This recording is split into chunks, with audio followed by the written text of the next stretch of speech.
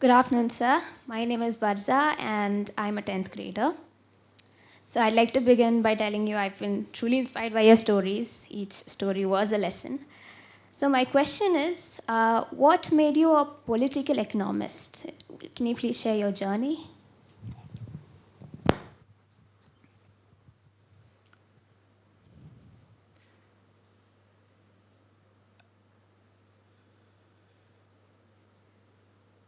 I had a wonderful economics teacher in my graduation. He's from your state. He was from your state. When I was studying in Andhra Loyola College, we used to have somebody called Mr. P.T. Thomas. He was an excellent economics teacher. Even today, if my basics of economics are strong, it is because of that great man. Teacher makes a lot of difference. You know Varsha? Barsa. Barza. Barza, I love mathematics. If I had a good mathematics teacher, I would have been a mathematician. Really. I love mathematics. But I tell you, don't tell anybody, it's a secret. We had a lousy mathematics teacher. Lousy.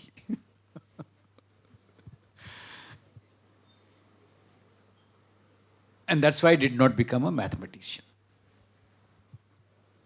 But my love for economics started with Mr. P.T. Thomas. I'm not a pure economist because my teachers taught me that there is nothing in this world which is isolated from every other thing. Things are all related. You can't think about the economy without thinking about the polity. You can't think about polity without thinking about economy. You can't think about literature without thinking about the economy and the polity. You can't think about history without thinking about literature, polity, and economy. You can't think about sociology or society without thinking about the economy and the polity and literature and history and all that. Everything is related. You can't think about science also without knowing the economy of that society, the culture of that society, the history of that society, the literature of the society, what kind of a poetry it produced, what kind of a drama it produced, what kind of a novels it writes. We need to know all this. So, in fact, the entire study of either nature, that is science, or society, that is social science, is all integrated. That's I believe. That's what I believe. Thank you, sir. Good afternoon, sir. Myself Swati Vinod, and I'm studying in the 12th grade. Before I ask my question, I would like to thank you for your marvelous session, and it truly did give us a new outlook of our society. Sir, I do have a question for you. How do you think democracy and dissent are connected?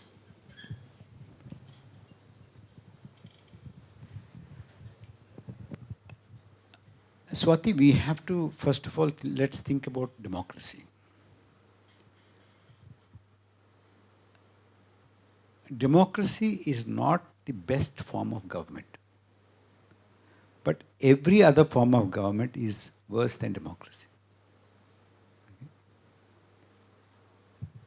That is why we stick to democracy. At least democracy tells us to listen to every point of view. We do not know who has the truth. If somebody comes and tells you, I know everything, I have the truth, you shut up. That is bad.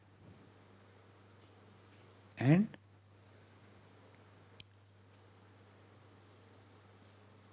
To start with,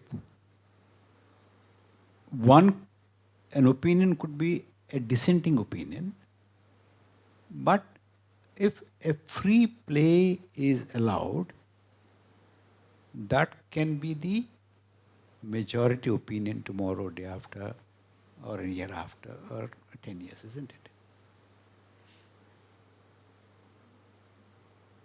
it? Dissent can flourish only in democracy.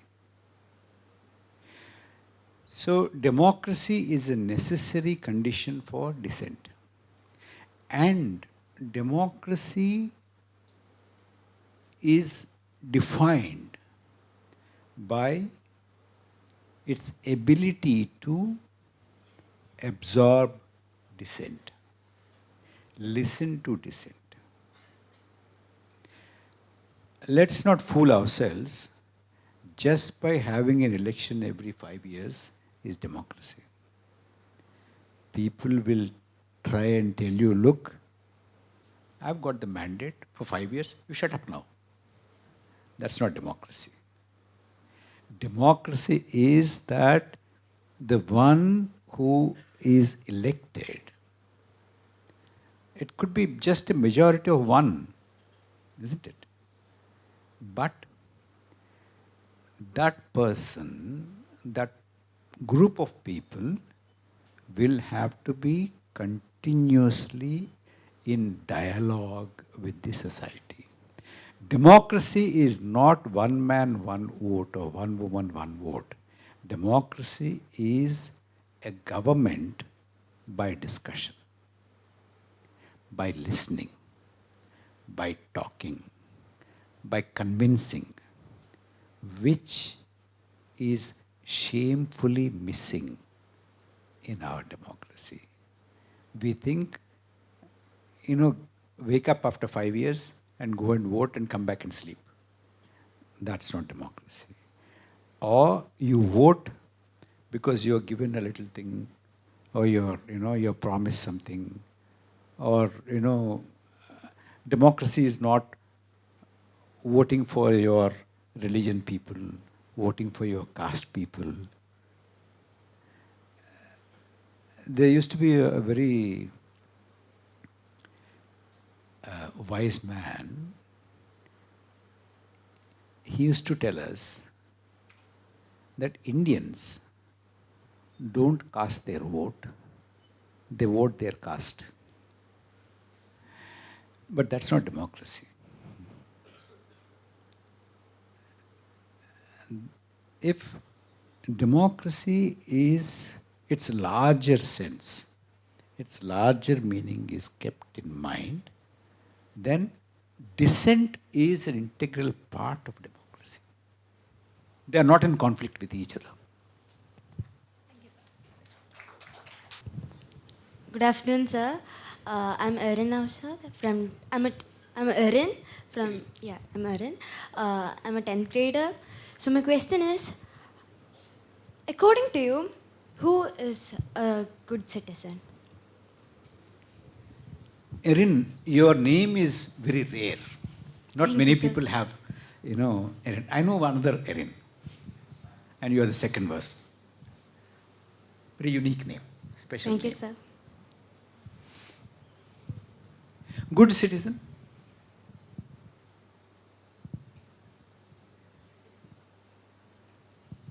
I think a good citizen essentially will have to be a democrat.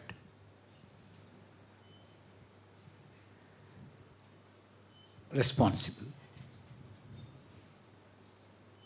Concerned about the larger society in which they are living. Respect the rights of others, and also conscious of their responsibilities towards other citizens and to the general society. And who behaves like other animals. That is a good citizenship. Somebody who does not attach citizenship to either caste or religion or region or other smaller identities. Citizen of what? You're a citizen of a town, a municipality, a state, a province, a country, and the world. I think citizenship of the world is the most important, highest form of citizenship. Thank you, sir. Good afternoon, sir. Sir, my name is Tessa Anvino. Tessa. Tessa. Yes, sir. So your class was very good because we were involved throughout the class through your stories and everything, and we are very grateful for your presence here, sir. And sir, my question is, India's lasting and legitimate legacy is the unity in diversity. So what is your opinion about that statement?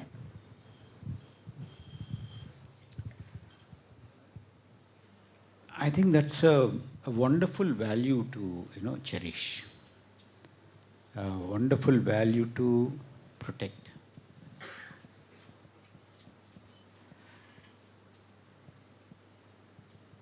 Because our country is a very diverse country.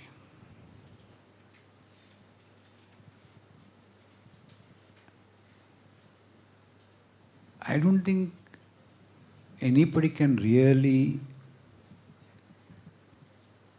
come to grips with the kind of diversity that we have.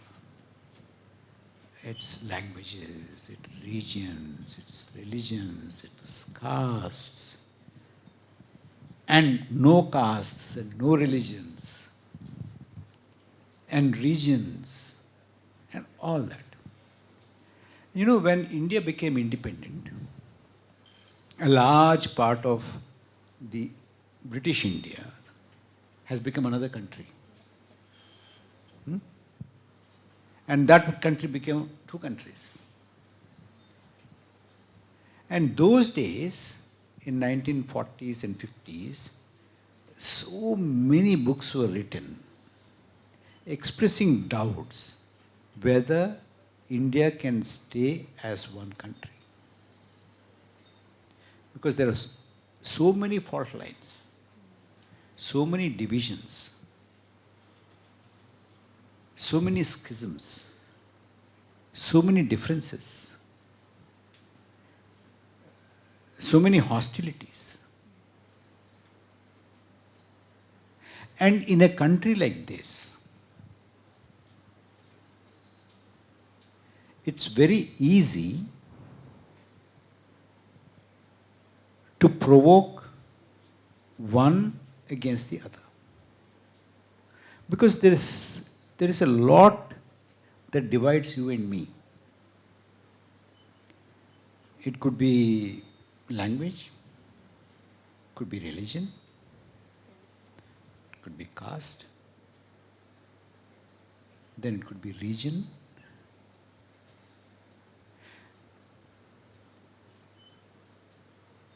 In castes, subcastes, in religion, denominations. So if somebody wants to, exploit this and provoke people to fight each other, in a country like India, it's very easy. And people are trying to do that. What is difficult in this country is to go on telling, don't fight. If there is diversity, you accept the diversity, respect the diversity. That is difficult. It's easy to make people fight, to provoke people to fight. So in a country like India, the challenge is to build some kind of a unity out of the diversity that we have. that requires statesmanship. That requires enlightened leadership.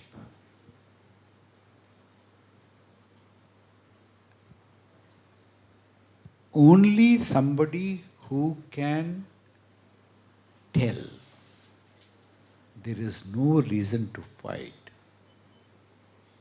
is a leader.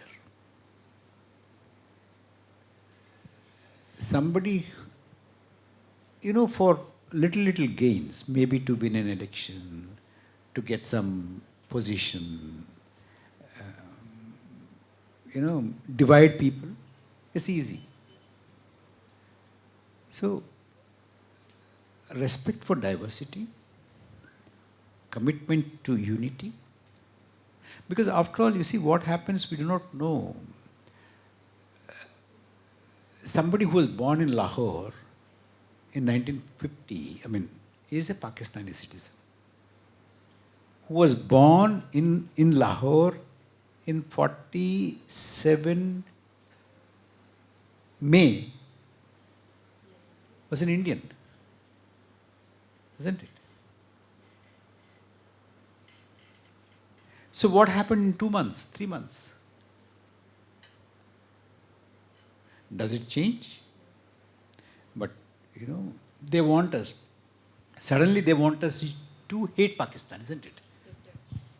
When they come here to play a match, you have to wish for their defeat. You have to go on shouting against them. Then you have to say, Sala Pakistan, isn't it? But they were completely our country just a few years ago. And this is there throughout the world in many countries, For instance, my state, I was born in 1959. It was a bigger state.